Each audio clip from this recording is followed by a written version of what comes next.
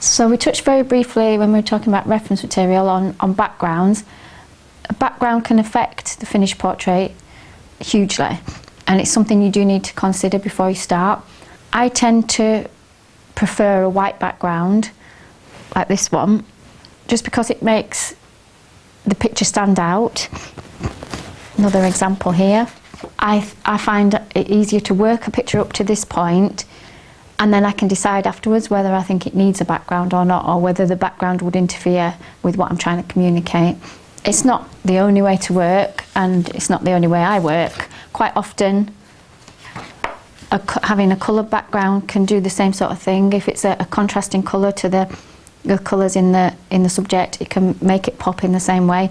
Quite a lot of people use black in the same, for dramatic effect. It can be a colour that can make your subject stand out.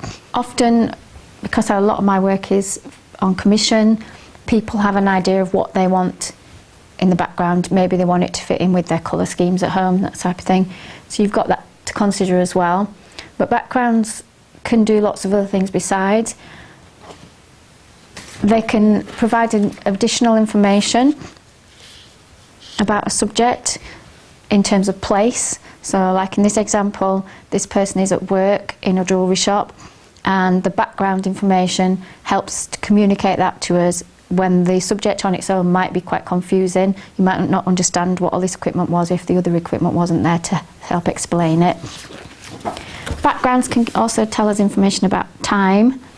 In this picture I wanted it to be a kind of then and now effect happening.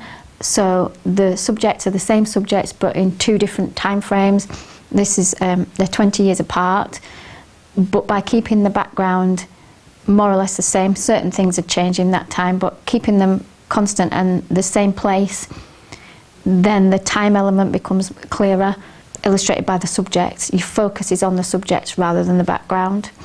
I hope that those examples have shown just how much difference the backgrounds can make to your portrait. And so it really is something worth considering. Like I said, the main thing I do is I tend to work with a white background at first and then make my decision. Sometimes I will make it at the beginning if I already know clearly what I want to do, but otherwise I would work with a white background in and then see if it lends itself to putting a background in by the time I've got to the end of the finished portrait.